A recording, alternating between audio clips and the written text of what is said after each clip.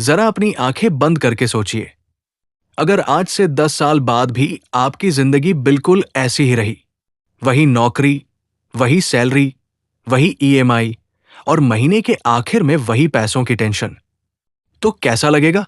सच तो यह है कि ज्यादातर लोग गरीब इसलिए नहीं रहते क्योंकि वे कम कमाते हैं, बल्कि इसलिए रहते हैं क्योंकि उन्हें कभी पैसे का सही इस्तेमाल करना सिखाया ही नहीं गया।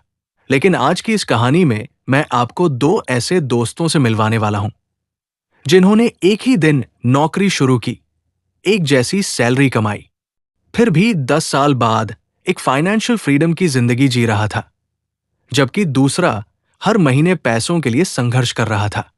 आखिर दोनों में ऐसा क्या फर्क था?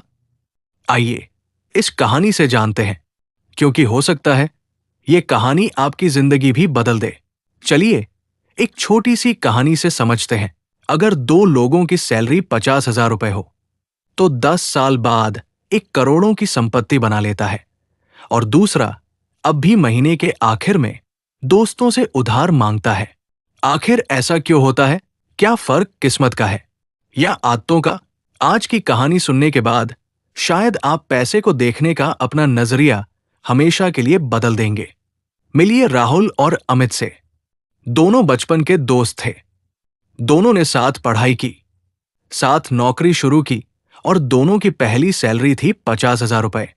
पहले महीने दोनों ने खूब खुशी मनाई, परिवार के लिए गिफ्ट खरीदे, दोस्तों के साथ पार्टी की और भविष्य के बड़े बड़े सपने देखे। लेकिन किसी ने नहीं सोचा था कि आने वाले 10 साल उनकी जिंदगी को बिल्कुल अलग दिशा में ले जाएंगे। सैलरी बढ़ी तो राहुल ने सबसे पहले नया फोन खरीदा, फिर बाइक ईएमआई पर ले ली, हर वीकेंड बाहर खाना, ऑनलाइन शॉपिंग और महंगी लाइफस्टाइल उसकी पहचान बन गई।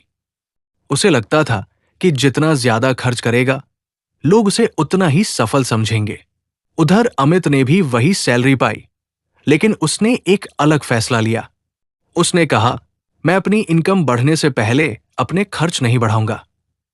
सैलरी आते ही उसने 20% पैसा अलग कर दिया। पहले इमरजेंसी फंड बनाया, फिर सिप शुरू की। शुरुआत सिर्फ 2,000 रुपए महीने से हुई। एक साल बाद दोनों की सैलरी 60,000 रुपए हो गई। राहुल की खुशी बढ़ी, लेकिन उसके खर्च उससे भी तेज बढ़ गए। अमित की खुशी नहीं बदली, लेकिन उसकी इन्वेस्टमेंट्स जरूर बढ़ गई। धीरे धीरे राहुल के पास महंगा फोन था, नई बाइक थी, ब्रांडेड कपड़े थे, लेकिन बैंक बैलेंस नहीं था। हर महीने वही सवाल, यार पैसे जाते कहाँ हैं? अमित के पास दिखाने के लिए कुछ खास नहीं था, लेकिन उसके पास सुकून था। उसे पता था कि उसका पैसा भी उसके लिए काम कर रहा है। फिर एक दिन ऑफिस में खबर आई कि कंपनी कुछ कर्मचारियों की छंटनी करने वाली है। राहुल की रातों की नींद उड़ गई। ईएमआई, क्रेडिट कार्ड और घर के खर्च ने उसे डरा दिया। उसे पहली बार एहसास हुआ कि उसकी पूरी जिंदगी सिर्फ एक सैलरी पर टिकी हुई है। लेकिन अमित घबराया नहीं, क्योंकि उसके पास 6 महीने का इमरजेंसी फंड था। सिप चल रही थी और नौकरी के अलावा भी छोटी सी एक्स्ट्रा इनकम आने लगी थी। उस दिन राहुल ने पूछा, यार तू इतना शांत कैसे रहता है? अमित मुस्कुराया और बोला, क्योंकि मैं सिर्फ पैसे कमाने पर नहीं, पैसे को संभालने पर भी काम करता हूं। बस यही वो लाइन थी जिसने राहुल की सोच बदल दी। उसने उसी दिन अपने सारे खर्च लिखे। उसे पता चला कि हर महीने हजारों रुपए ऐसी चीजों पर खर्च हो रहे थे जिनकी उसे कोई जरूरत ही नहीं थी। उसने ऑनलाइन शॉपिंग कम की, क्रेडिट कार्ड का पूरा बिल भरना शुरू किया और छोटी सी सिप भी शुरू कर दी। शुरुआत आसान नहीं थी, दोस्तों ने मजाक उड़ाया, लेकिन राहुल इस बार रुकने वाला नहीं था। समय बीतता गया। 10 साल बाद दोनों फिर उसी चाय की दुकान पर मिले जहां पहली सैलरी के बाद पार्टी की थी। इस बार फर्क साफ दिखाई दे रहा था। राहुल के चेहरे पर मुस्कान थी, क्योंकि अब उसके ऊपर कोई बेवजह का कर्ज नहीं था। अमित पहले से भी मजबूत फाइनेंशियल पोजीशन में था।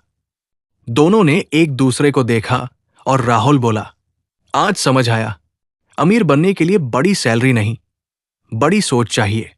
दोस्तों, सच यही है, मिडिल क्लास होना कोई कमजोरी नहीं है, लेकिन अगर इनकम बढ़ने के साथ सिर्फ खर्च बढ़ते रहें, सेविंग और इन्वेस्टमेंट नहीं, तो जिंदगी भर मेहनत करने के बाद भी फाइनेंशियल फ्रीडम नहीं मिलती।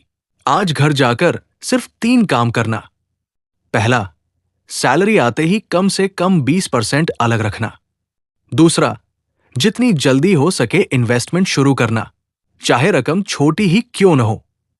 और तीसरा, एक एक्स्ट्रा इनकम सोर्स बनाने पर काम करना। याद रखिए, पैसा पेड़ पर नहीं उगता,